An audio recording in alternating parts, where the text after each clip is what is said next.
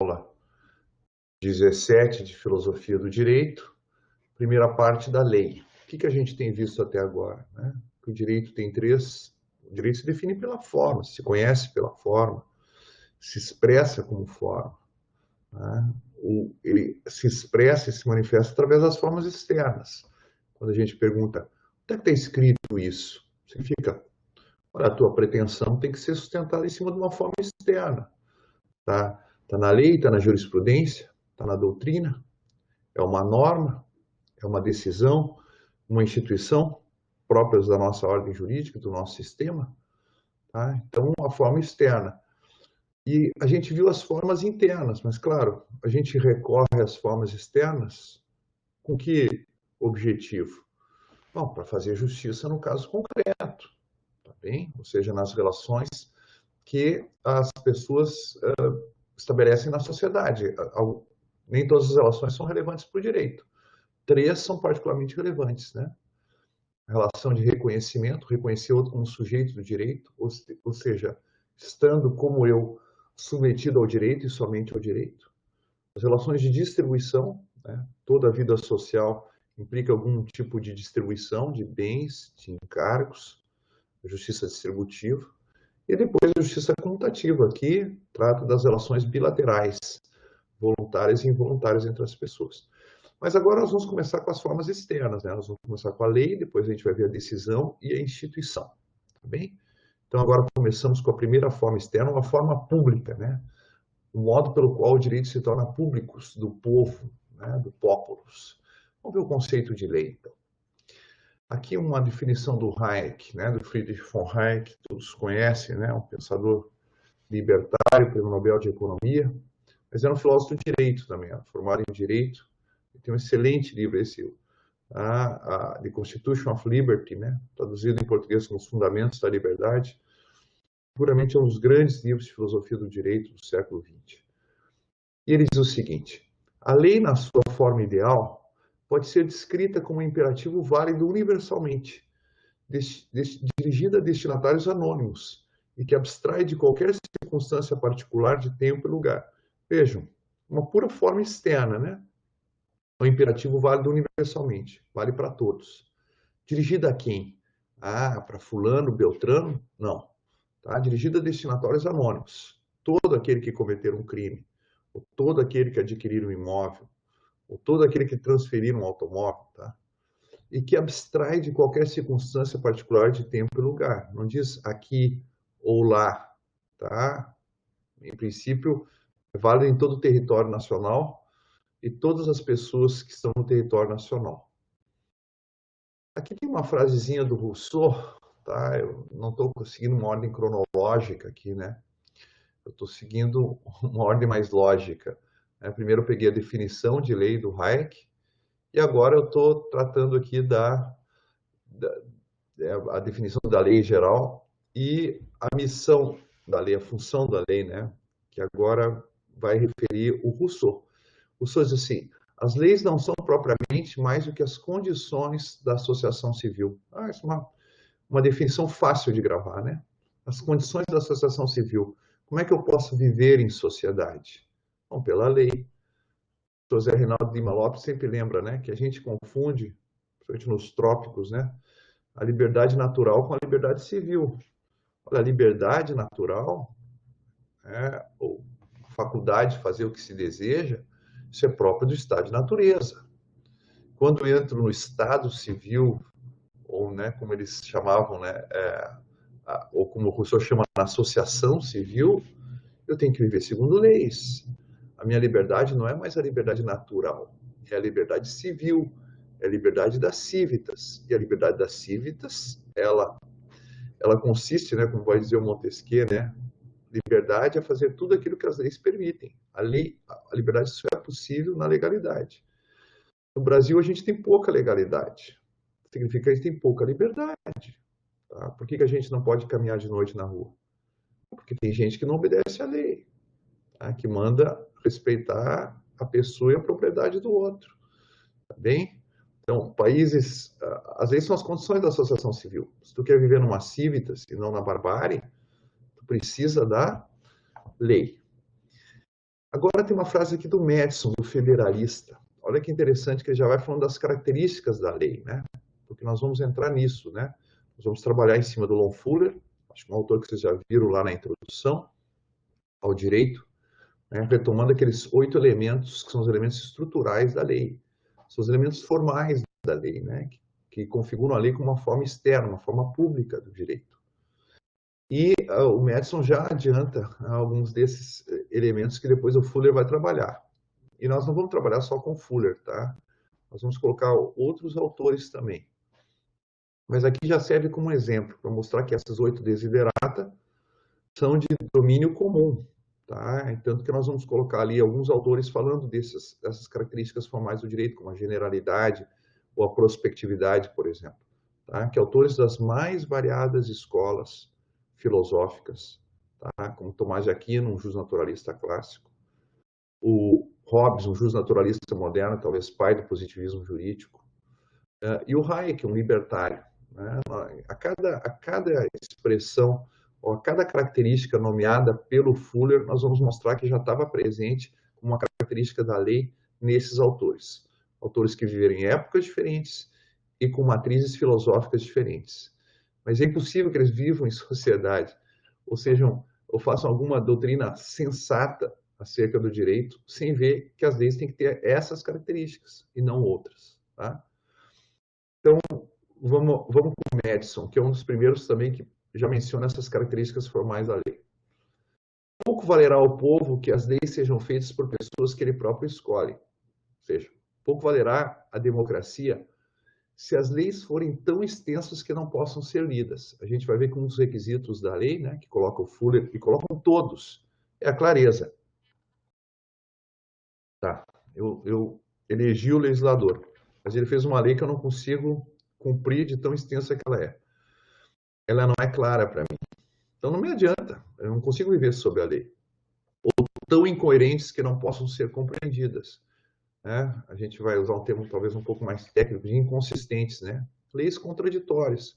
Um artigo diz X, no artigo seguinte diz não X. Como é que eu vou cumprir a lei? Isso não é uma lei, isso não é uma forma pública do direito. Por quê? Né? A forma é o modo pelo qual o direito ordena a vida em sociedade. Então a gente vê a estrutura aqui pela função. Qual é a função? A ordem. Tá? Tomás de Aquino tem uma frase que ele diz assim: a forma da serra segue a função da serra. Por que a serra é denteada? Por causa da função da serra é serrar. Então a forma segue a finalidade. Qual é a finalidade do direito? A ordem. Então tem que ter uma determinada forma. Ok? Se forem revogadas ou revistas antes de serem promulgadas, ou sofrerem alterações tão incessantes que nenhuma pessoa que sabe o que é hoje a lei pode adivinhar o que é lei amanhã, tá? Pouco valerá ao povo, né? Se as leis forem revogadas praticamente antes de serem promulgadas, a pessoa está naquela expectativa, ou sofrer alterações tão incessantes. E tanto um tópico como o outro, referidos pelo Madison aqui, você sabe que é praticamente o autor da Constituição Americana, né? Ele está referindo a noção de estabilidade, né, da lei, tá? Que é uma das características formais da lei. A lei, para produzir ordem, tem que ser estável, não pode estar mudando o tempo todo. A lei é definida como uma regra de ação. Bom, isso também é válido para a jurisprudência, né? A jurisprudência não pode estar mudando o tempo todo, tá? A lei é definida como sendo uma regra de ação. Mas como pode ser uma regra que é pouco conhecido ou ainda menos determinado? Regra, né, é um princípio que preside, que orienta a ação. Como é que vai orientar a minha ação algo que eu não conheço? Ou algo que não é determinado, uma lei tão extensa que eu não consiga ler. Então vamos nesse, a gente viu o conceito de lei, vamos ver as segundas preliminares, né? As 8 características formais, ou seja, né, constitutivas da lei aqui, né? O que faz com que uma determinada norma tenha forma de lei, tá? Ou seja, adquira a forma pública de lei. O Lon Fuller descreve 8 elementos, né, que configuram a lei como forma pública.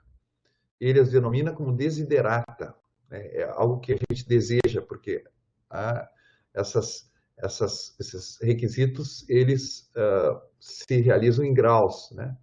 standards, né, padrões, ou princípios de juridicidade, legality, né, como eles chamam.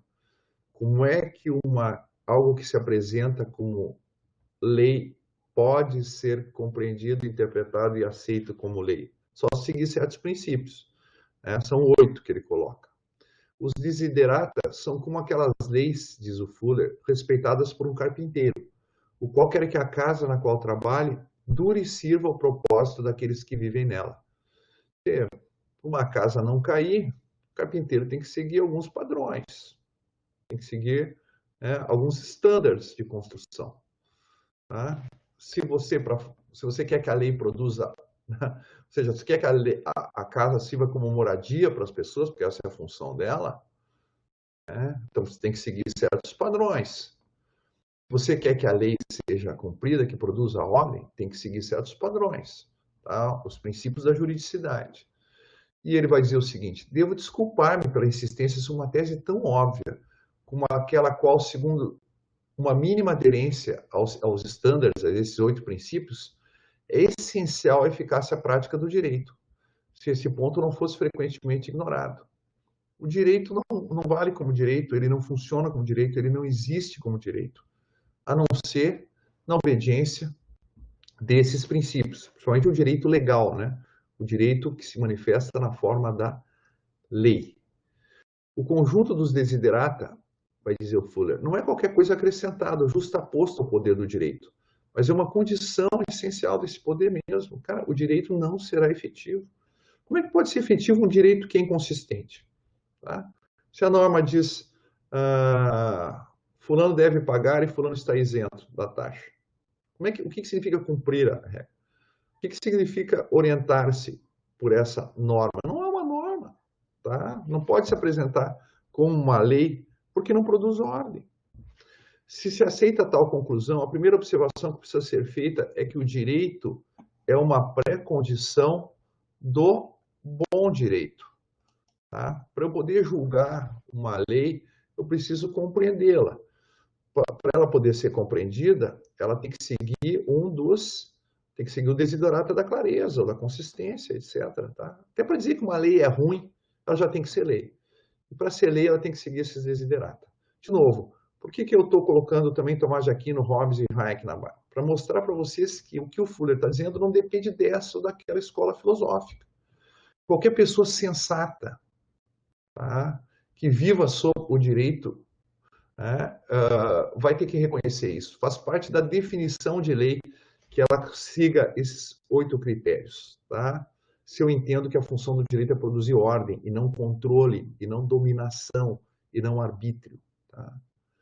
Definição. Tá? Agora nós vamos na primeira dessas características. Tá? Nós vamos ter 3 aulas. Né? Essa é a nossa primeira aula. Nós vamos ficar só na característica da generalidade. O que define uma lei em relação a um decreto, por exemplo, ou a um comando? Que a lei é um padrão geral. Um comando é um padrão específico, particular. É diferente de dizer, o último estudante que entrar deve fechar a porta, do que dizer, você vá lá e fecha a porta. No primeiro caso, nós temos uma norma geral. Né? No segundo, nós temos que o Kelsen vai chamar de norma individual, um decreto. Tá? Então, a lei nunca é uma norma individual. A lei é uma norma geral.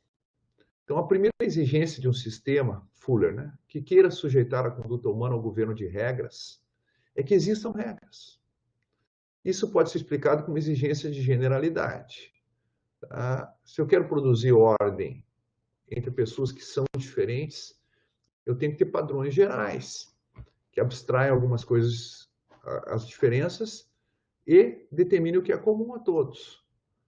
A exigência posta pela moralidade interna do direito, lembramos, é a ordem. Essa é a moral interna do direito. O direito tem valor moral quando ele produz ordem.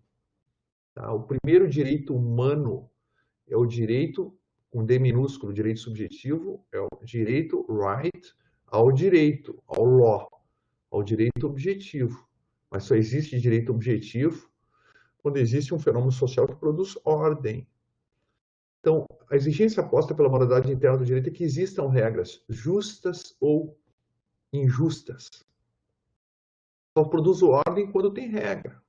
Tá? Sabe que tem um professor chamado Frederick Schauer que veio aqui em Porto Alegre e ele deu o seguinte exemplo, tá? Que aconteceu nos Estados Unidos, para vocês vejam quando as pessoas abrem mão das regras. Né?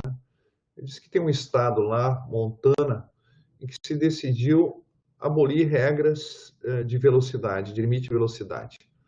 Tá? 80, 100, porque tem estradas enormes, ninguém trafega por elas, é um estado pouco habitado. E, tipo, uma reta aqui que não passa ninguém, uma reta que atravessa, tá? Fica centenas de quilômetros de reta. Tá? Por que controlar a velocidade? Vamos dizer assim, ó, devem seguir a velocidade razoável. O que vocês acham que aconteceu? Para um policial, né, uma velocidade razoável era X, para o outro era Y. E lá, infrações de trânsito, né, elas são tratadas judicialmente. Para um juiz, a velocidade razoável era X, era Y. Ou seja, havia uma desordem completa. Essa experiência é interessantíssima, né? Trocar regras por princípios, né? Foi interessantíssimo do ponto de vista sociológico, jurídico, né? Simplesmente produziu, e do ponto de vista conceitual. Não havia mais direito, porque não havia mais ordem. Tá? A função do direito é produzir ordem, né? E não havia mais ordem, porque não havia mais a forma pública da lei. Tá? Então, mas é injusto que o cara ande 80 quilômetros, tá? Se está numa retona. Ele podia tocar 150. Mas aí não tem ordem.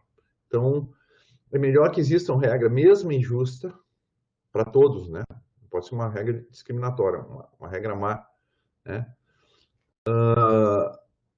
Porque isso também é uma exigência da generalidade, né? Que se aplica a todos. Tá?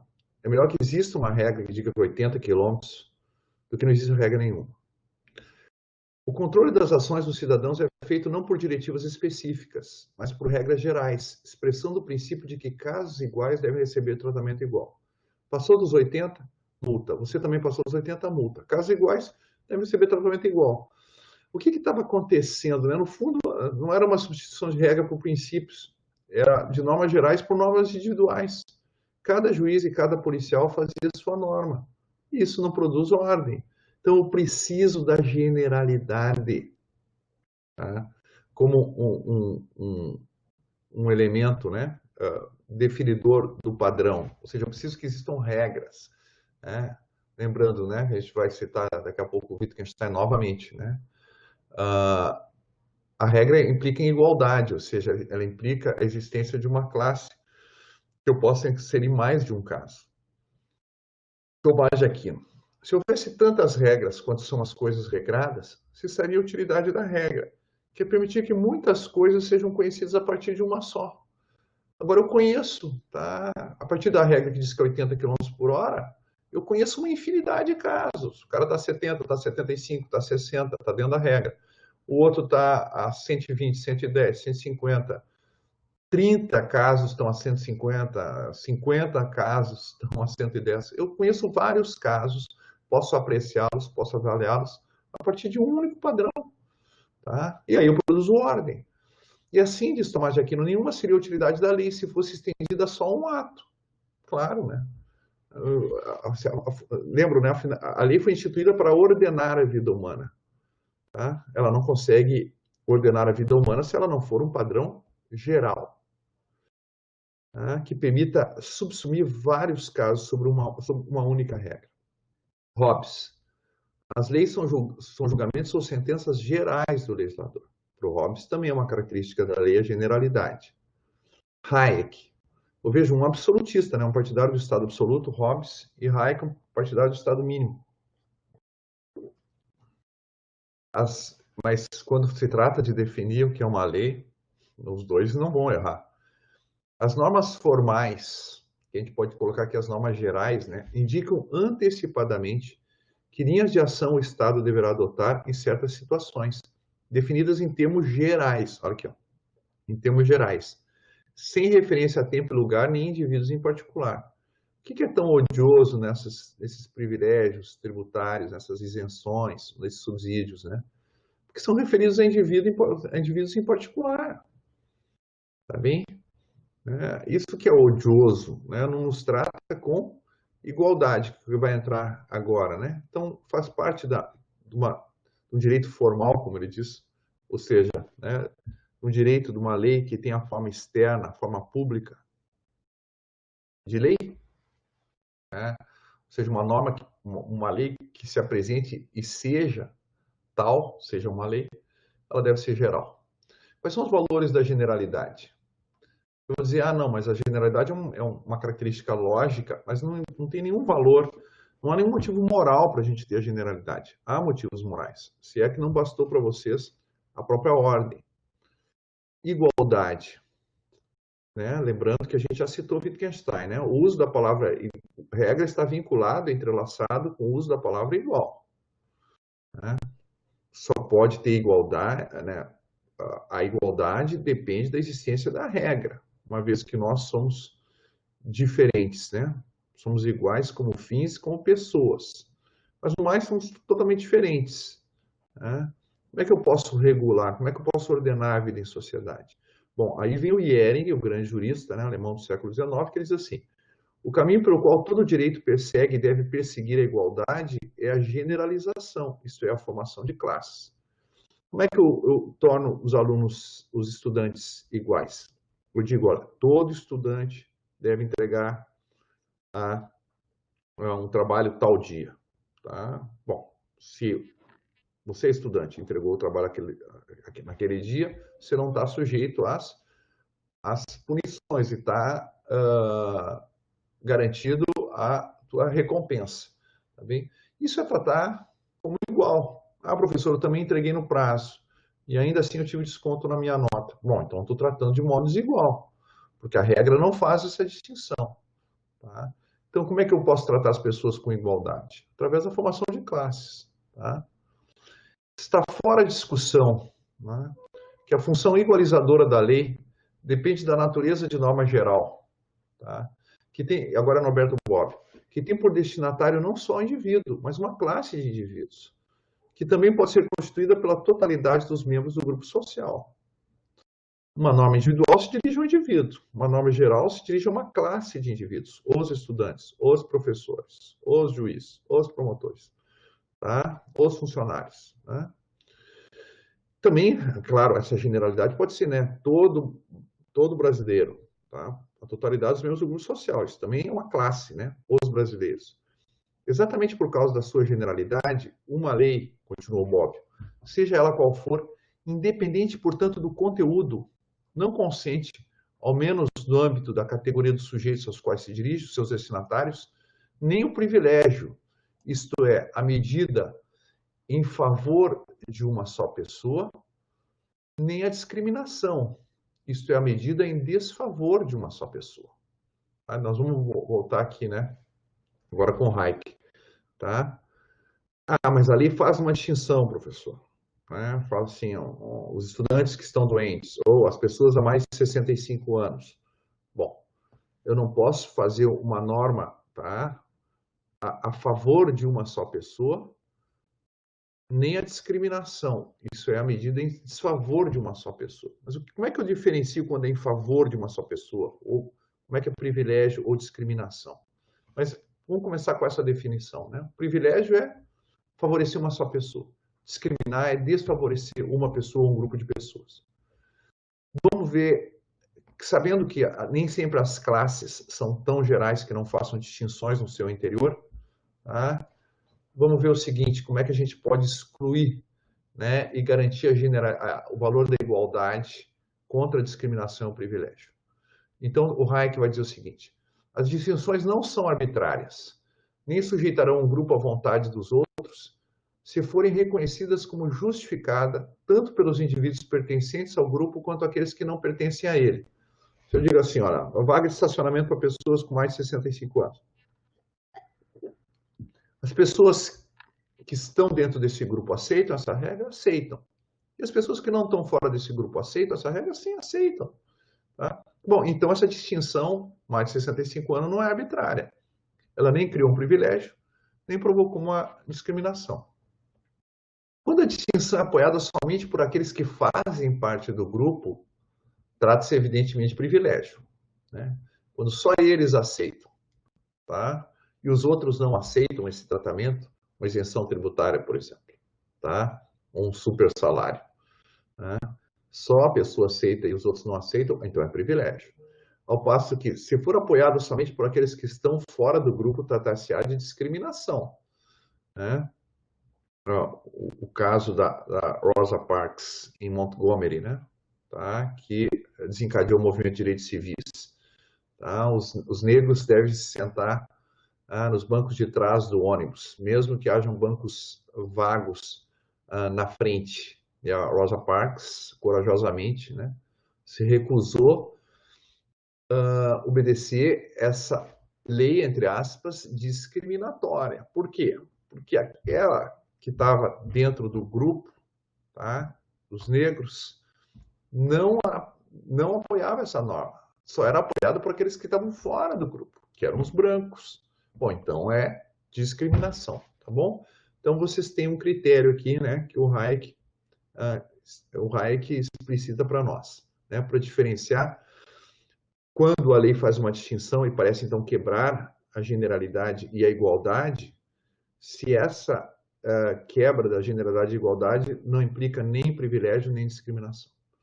Um outro valor substantivo desse caráter formal da lei é a fairness, que a gente pode traduzir talvez por imparcialidade. Fairness, vocês sabem que há duas palavras em inglês que é traduzida para o português como justiça, justice e fairness. That's fair, unfair, justo, injusto. Mas fairness parece se aplicar mais a circunstâncias procedimentais e formais do que a resultados substantivos. Tá? Quando se fala em fair play, por exemplo, fair play não quer dizer que o melhor vai ganhar. Às vezes, o time pior vai lá, consegue fazer um gol, joga na retranca e ganha. Tá? Agora, o fair play é o jogo limpo. Foram seguidas as regras? Foram. Então, o jogo pode não ser justo com relação ao mérito. O pior ganhou. Mas foi um jogo fair. Tá? Fair play. Então, fairness aqui a gente pode traduzir por imparcialidade, se vocês querem uma tradução. A lei se aplica igualmente a todos, então ela é imparcial. Né? O legislador que empreende a formulação de regras para uma grande sociedade, continua com o Hayek, né, deve submeter à prova da universalização que deseja aplicar a tal sociedade. Posso aplicar a todos? Ah, não, é só para mim, para meus amigos, ou só para aquele grupo que eu não quero? Eu quero fazer um privilégio, uma discriminação? Aí não dá. A justiça entendida como privilégio, com o princípio de tratar a todos segundo as mesmas regras, outra variação talvez da isonomia, né? Tornou-se o guia na progressiva aproximação a uma sociedade aberta de indivíduos livres e iguais perante a lei.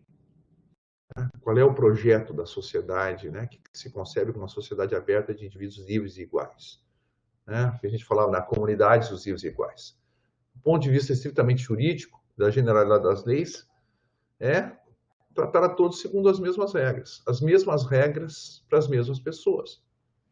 Tá bem? Isso é fairness, é imparcialidade. Né? Aqui uma frase, né, também do Madison, né, dos pais fundadores dos Estados Unidos, autor da Constituição Americana.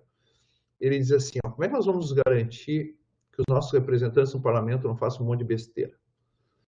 Ele vai dizer, a Câmara dos Representantes tem como freio contra medidas opressoras, ou seja, usar a lei, entre aspas, né, como instrumento de opressão. Qual é? O fato dela não poder fazer nenhuma lei que não tenha completa aplicação aos seus membros e aos amigos destes, bem como a grande massa da sociedade. Cara, né, como ele tem uma exigência de generalidade, as leis que o legislador faz se aplicam a ele também. Então, essa é uma garantia. Tá? Como tudo que é humano, não é uma garantia infalível, mas é uma baita de uma garantia contra privilégio e discriminação, ou seja, a favor da fairness, né, da imparcialidade, tá bom? Proteção aos direitos. A cláusula básica da construção de um povo livre. Né? As pessoas só podem ser impedidas de fazer, aqui de novo é Hayek, e Hayek tem uma ideia que é interessante.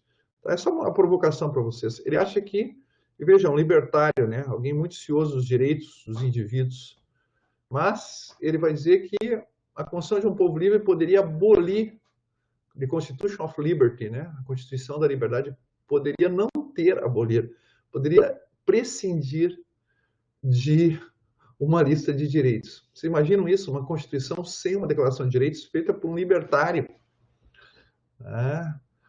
Então ele vai dizer assim, ou seja, alguém que valoriza os direitos, que acha que, né, a liberdade individual é sagrada, ele vai explicar do seguinte modo essa tese. As pessoas só podem ser impedidas de fazer o que desejassem ou coagidas a fazer determinadas coisas em conformidade com as regras reconhecidas de conduta justa destinadas a delimitar e proteger o domínio individual de cada um. É como se o princípio da legalidade já fosse suficiente. Que não é o que diz o princípio da legalidade, ninguém será obrigado a fazer, como ele diz aqui, fazer determinadas coisas, nem deixar de fazer, impedidos de fazer o que desejassem, a não ser em virtude da lei, né? Em conformidade com as regras reconhecidas e promulgadas, estabelecidas. Então, o legislativo só pode fazer regras universais que serão aplicadas a um número desconhecido de circunstâncias futuras. Essa seria a cláusula. O princípio da legalidade e uma imposição ao legislativo que ele só pode fazer normas gerais. Tá? Regras universais e que abstraiam, né, dos seus destinatários e das circunstâncias em que vai se aplicar. E ele diz, essa cláusula por si só cumpriria todas as finalidades da Declaração de Direitos Tradicional. E mais ainda, olha só, tá? Cumpriria todas as finalidades de uma Declaração de Direitos, do nosso artigo 5º, por exemplo. Por conseguinte, tornaria dispensável qualquer relação à parte de uma série de direitos básicos especiais protegidos. Dispensaria estabelecer um rol de direitos. Quando se lembra que nenhum dos direitos humanos tradicionais, como a liberdade de expressão, de imprensa, de religião, de reunião, de associação, ou a inviolabilidade de domicílio, correspondência, etc., pode ser ou jamais foi um direito absoluto, não limitável por regras jurídicas gerais. E dei um exemplo de um direito que não tem nenhum limite pela lei. Tu vai ter o estado de natureza, o direito a tudo que falava o Hobbes. Isso não existe. Esses direitos já são limitados pelas leis. Então ele vai dizer, a liberdade de expressão não significa, é claro, que sejamos livres para caluniar, difamar, mentir, incitar ao crime, gerar pânico por falso alarme, etc. Todos esses direitos só são tácita ou explicitamente protegidos contra restrições, a não ser em conformidade com as leis, tá? Quando exercidos, né, em conformidade com as leis, tá? Se eles são exercidos em conformidade com as leis, não pode haver nenhum tipo de restrição por parte do executivo, por exemplo, ou por parte de outras pessoas. Mas a lei pode restringir. Não tem como não restringir, tá bem? De qualquer forma, talvez a tese dele aqui seja bastante exagerada, né? Que nós poderíamos prescindir de um rol de direitos, tá? Em outro momento, aqui no nosso semestre mesmo, nós estamos discutindo, né, a importância de uma declaração de direitos. Mas fica essa ideia, tá? O princípio da legalidade, né, que depende do princípio da generalidade das leis, ele representa para nós, tá, um valor muito importante, tá bem? E com isso a gente encerra essa aula, a lei 1, tá? Voltaremos